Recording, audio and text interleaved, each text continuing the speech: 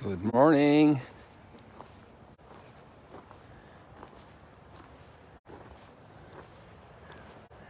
Good morning. I'm just doing a test because I noticed, but I'm not totally sure, that when it gets up on Facebook, we lose the first minute or so of the transmission. Maybe that's true, maybe that's not true, but it's my impression. So I said 2 good mornings this morning, and I don't know if they're going to be retained on the recording. While the sun is coming up, I want to go to another spot. In fact, it might still be visible from where we are, and it's just because of the map. Or maybe we just stay here and we'll go there afterwards. I want to go to the map this morning because of the locations mentioned in the gospel reading. And the challenge this morning is for the text is very, very challenging in the letter to the Hebrews. It's an amazing text, a beautiful text, like all the text this week from this letter. This letter is very, very. There comes the sun.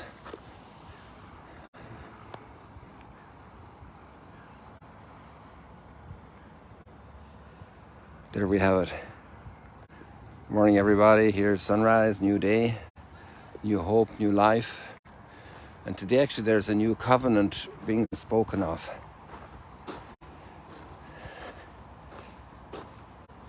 In a certain sense, the sunrise every day is a renewal of the covenant, isn't it? God created us and He loves us. This is the original gift of creation, the original covenant, that this is made for us and given to us, given into our hands. That's really a huge gift. The gift of each morning. Father Juan was commenting that yesterday when he stopped in our little stroll and chat.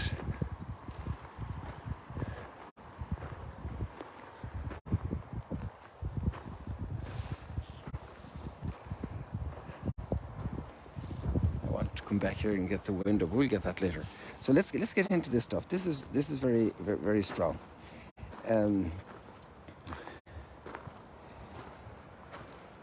What's going on here, like we already commented, is this letter is probably written while the temple is still standing. And people like the Levites, can you imagine, Zechariah, the father of John the Baptist, was a Levite because he was a priest ministering in the temple. And that's when he had his vision. And Jeremiah, the prophet, was a son of a Levite. And can you imagine then fathers passing that on to their children? And because that was a priesthood by inheritance. And there's a background commentary here also in today's reading from Hebrews about, human beings in their weakness, and we are prone to death. In fact, nobody escapes. And so that puts an end to a particular high priest. And the priest goes in beyond the veil. We could also go to the Magdala Stone for this conversation, because the veil is represented with the rosette on top of the Magdala Stone. And he goes into the Holy of Holies.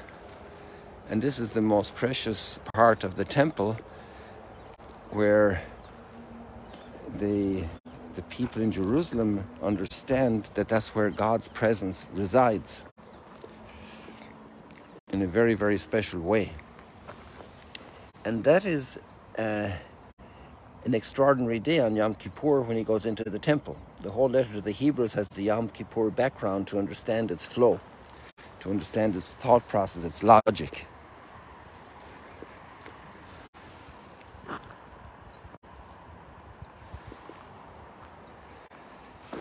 So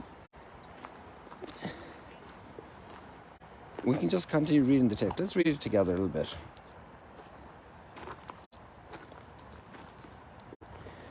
It starts off talking about Jesus, high priest. He's the mediator. Jesus is always able to save those who approach God through him, since he lives forever to make intercession for them. it was fitting that we should have such a high priest. So there's a title given to Jesus in the letter to the Hebrews. And in the Gospels, this language is not used directly like that.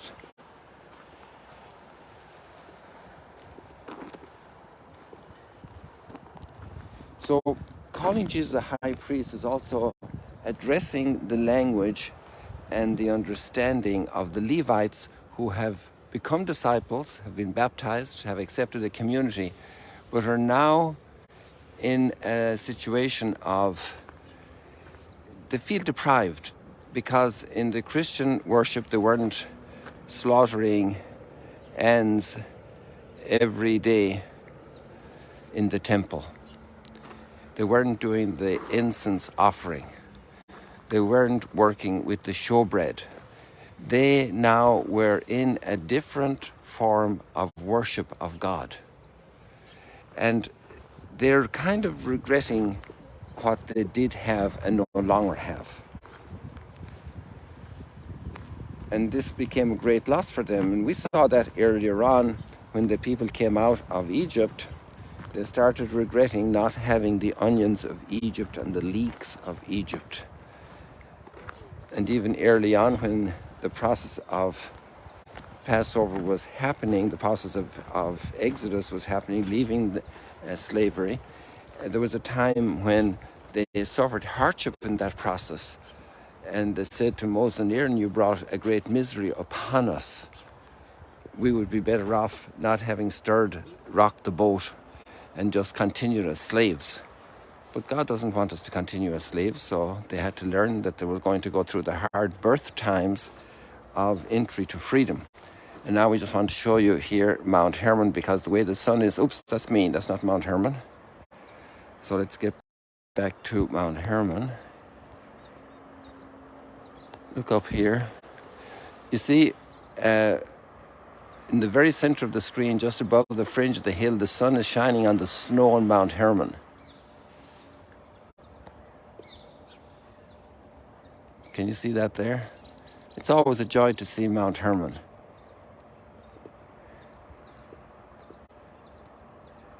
It has religious connotation, that gift of God, those mountains, the beautiful mountains, the gleaming nature, the height, the highest mountain in the region here bordering Syria, Lebanon and Israel. And so this is always brings joy to the heart to mention and to know Mount Hermon. And then we see the other hills here are mountains in the north bordering Lebanon. And just to complete that picture, for those who might be new to our little morning stroll and chat, here we can see Syria, exactly a piece of Syria. Just hold on a second. So obviously the Golan Heights is another theme, but let's go straight across over the Golan Heights, if I can zero in enough on it. You see that little protrusion there over the Golan Heights that's further back? That's inside Syria. And if I wasn't standing where I am right now, I could show you Jordan, which is, we continue down this ridge of the Golan, and at the very south is Jordan, visible from not here because of the trees, but it's over there. So that's just a little bit of local geography here. And while we're at it, there's the Mount of Beatitudes in the center of the screen now, and Capernaum over on the water in the very center of the screen there, where the bird is perched, and draw a straight line from us over there, you have Capernaum. Okie doke. So back to our topic.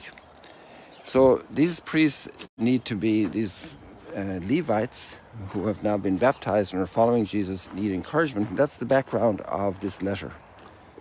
And so the letter to the Hebrews is calling Jesus a high priest. Such a high priest, holy, innocent, undefiled, separated from sinners, because the high priest in the temple had to offer sacrifice for himself, that we're going to have now. And higher than the heavens because of the ascension into heaven. He has no need, as did the high priest, to offer sacrifice first for his own sins and then for those of the people. He did that once for all when he offered himself. the one sacrifice. For the law appoints men subject to weakness to be high priests. So that's talking about the whole line of high priests, like Caiaphas and Annas. We read about them in the gospel. They were names of concrete people who were high priests, father to son.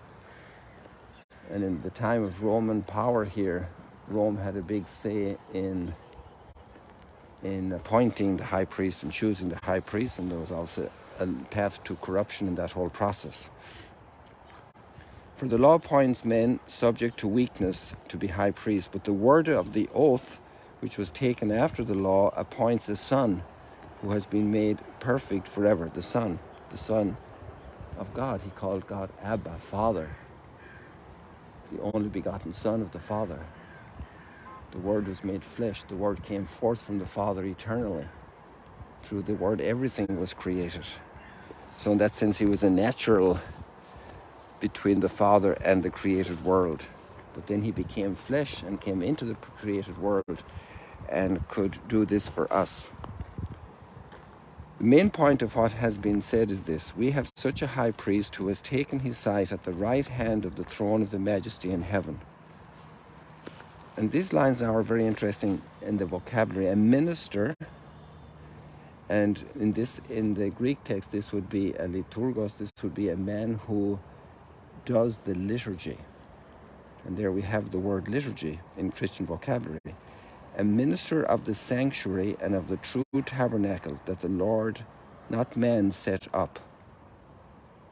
So the tabernacle was made according to the model that was shown to Moses. He was given instructions of how to make this model. But this was the true tabernacle that the Lord himself made. Now every high priest is appointed to offer gifts and sacrifices. They worship in a copy and shadow of the heavenly sanctuary, as Moses was warned when he was about to erect the tabernacle. For God says, see that you make everything according to the pattern shown on the mountain. So here we have the origin of the temple in Jerusalem. Now he has obtained, this means Jesus, so much more excellent a ministry, and here we have the word liturgy, as he is mediator of a better covenant, enacted on better promises. There's a whole mouthful here that would take a long time to delve into. And here we see also very sensitive issues about the relationship between Judaism and Christianity. And this is written to the Levites. And who's writing this? Well, surely somebody that's extraordinarily familiar with this, that has great ascendancy. The letter to the Hebrews has often been attributed to Paul, and scholars see many Pauline elements very similar to Paul's work in this. So it could be coming from a community close to Paul, and we know how ardent Jewish expert Paul was from his studies with Gamaliel and his zeal, but he himself was a Benjaminite, so he wasn't from the tribe of Benjamin, so he wasn't a Levite. But obviously there would be people in Levite circles that would have been familiar with Paul and know him very well and have connections. So who exactly wrote the letter isn't 100% clear, or at least there's discussion about it. And that's why it's placed also after the Pauline corpus in the New Testament, after the whole series of letters attributed to Paul. Hebrews is mentioned there, but it's good.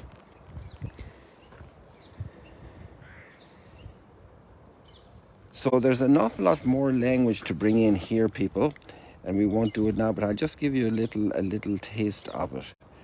If you bear with me a second. I just have a little note here. I took a photograph of it this morning, if I can find it.